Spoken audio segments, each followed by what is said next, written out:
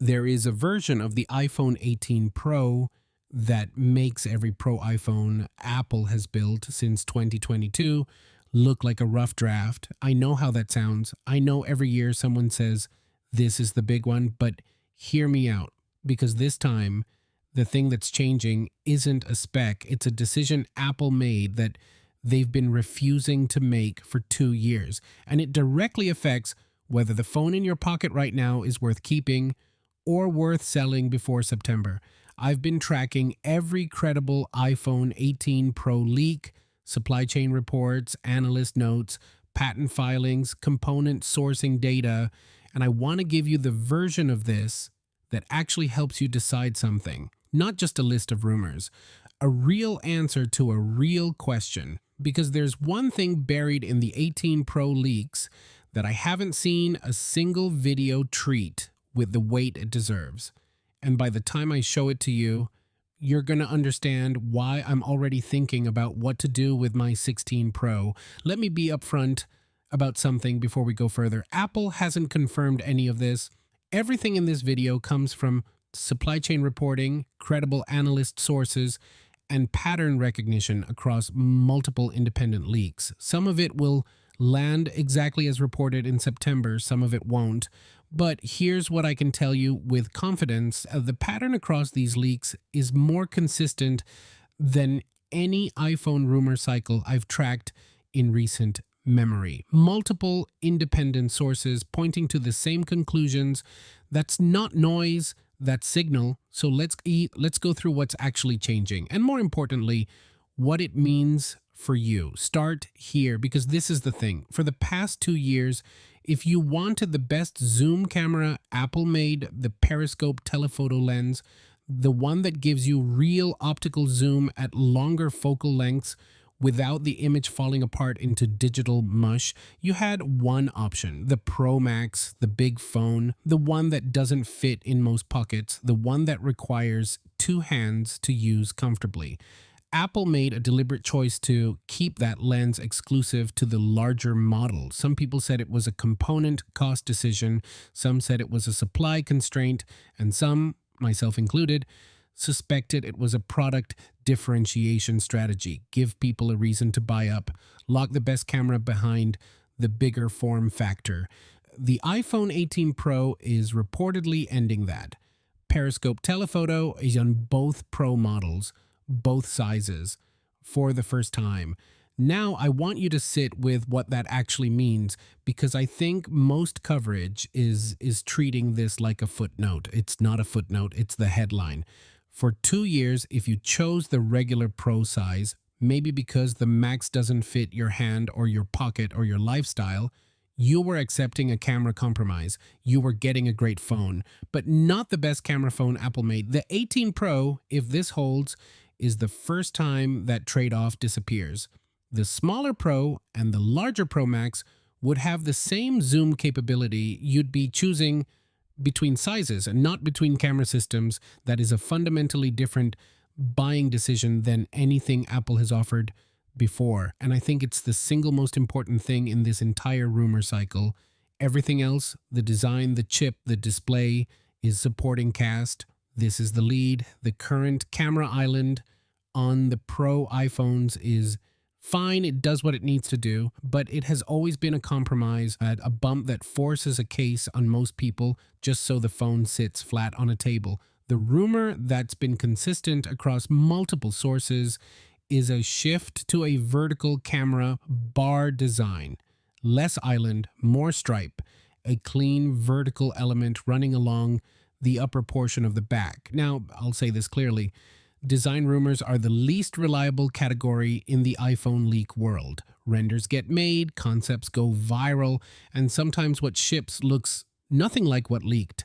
So treat this one with appropriate skepticism, but here's what makes this particular rumor more credible than most. It's not just about aesthetics. The shift to a vertical arrangement changes the optical geometry inside the camera system, which creates physical space for larger sensors, different lens arrangements, and the kind of hardware upgrades that justify the camera claims being made alongside this design change. In other words, If the camera upgrades are real, a redesigned housing makes engineering sense. The two rumors are corroborating each other. Bezels are also getting thinner. Again, Apple has been on a multi-year bezel reduction program that at this point feels almost personal. The 18 Pro is expected to push further than the 16 Pro, potentially with a new display panel supplier enabling tolerances that weren't achievable before. More screen, same footprint. And one more thing on design. And this one is genuinely exciting if you care about what the front of your iPhone looks like. Under display Face ID, let's talk about that.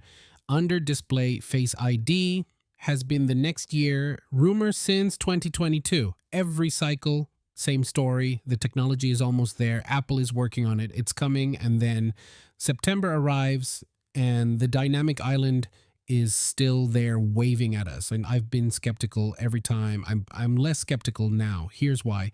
The reason under display Face ID has taken this long isn't ambition, it's physics. The infrared dot projector and flood illuminator that power Face ID need to see your face accurately enough to serve as a security system. Putting those components behind an OLED display panel where the pixels physically block light transmission while maintaining Apple's accuracy and speed standards, that's an engineering problem that takes years to solve properly. The display panel technology that makes this possible at Apple's quality threshold has reportedly matured enough to move from lab to production. Multiple supply chain sources, including ones that have been accurate on previous Apple hardware predictions, are now pointing to the 18 Pro as the real launch window. Not next year, this year. If this ships, genuinely full screen, front display, no dynamic island, Face ID that works as fast and as reliably as the current system, the iPhone 18 Pro becomes something unusual for Apple, a product that removes something people learn to tolerate and replaces it with nothing, just screen. The dynamic island was clever. It turned a hardware limitation into a software feature. Apple's design team deserves credit for that. But clever workaround is not the same as solved. The 18 Pro might finally be the solved version. My honest probability on this one, 70%, higher than I've ever put it. And if I'm wrong, I'll say so on camera in September. The A20 Pro chip, built on TSMC's next generation process node, faster than the A19 Pro, more efficient than the A19 Pro. You already knew I was going to say that because Apple says it every year. And every year it's true. And every year it matters slightly less because the A19 Pro is already fast enough for everything a phone needs to do. So let me tell you what actually matters about the A20 Pro. Heat. The iPhone 16 Pro runs warm under sustained load. Video recording, gaming, extended navigation. The phone gets warm in a way that's not dangerous but noticeable. And on a device you're holding in your hand for hours a day, noticeable heat is a design failure. The process node improvement in the A20 Pro is expected to address this directly. The same performance ceiling, a lower power draw to reach it. Lower power draw, less heat generated, less heat, better sustained performance, better battery life, and a phone that doesn't feel like it's working hard when it is. That's the practical A20 Pro story, not the benchmark number, the thermal management.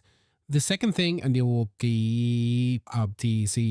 this one is legitimately new, not just iterative, is what the A20 Pro enables for Apple Intelligence. The current Apple Intelligence implementation routes a significant portion of requests to Apple's cloud servers, private cloud compute, they call it. It works, but it requires a network connection, and it introduces latency. The A20 Pro's neural engine is reportedly powerful enough to handle substantially more Apple Intelligence processing on device locally without a network round trip. What does that feel like in practice? Siri responding before you finish the question, photo editing suggestions appearing before you open the editing panel, calendar context surfacing without you asking for it. It's not a feature you'll see in a spec sheet. It's a feeling, and it's the kind of thing that makes a phone feel like it was built for you, rather than built for a benchmark. let's make this actually useful because the iPhone 18 Pro sounds good is not a decision. Here's how I'd think about this, and based on where you're starting from, iPhone 14 Pro or older, stop what you're doing, wait for the 18 Pro. The camera gap alone, Periscope telephoto versus what you have now, is generational. The chip gap is generational. The Apple Intelligence capability gap is real. This upgrade will feel like switching categories, not switching phones. iPhone 15 Pro, probably wait.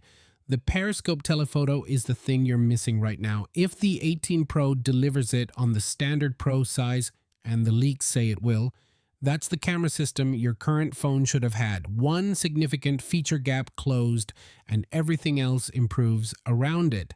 That's a meaningful upgrade cycle. iPhone 16 Pro. Genuinely, wait and see. Your phone is excellent. The camera is excellent. The chip is more than fast enough. If under display Face ID ships and the camera bar redesign is real, there's a version of the 18 Pro launch that makes the upgrade feel emotionally satisfying, but emotionally satisfying is not the same as necessary. Wait for the September event, watch the hands-on coverage, see what actually shipped versus what was rumored, then decide. Don't pre-order on day one based on leaks, including this video. Pricing: the 18 Pro is expected to start around $1,100, possibly higher.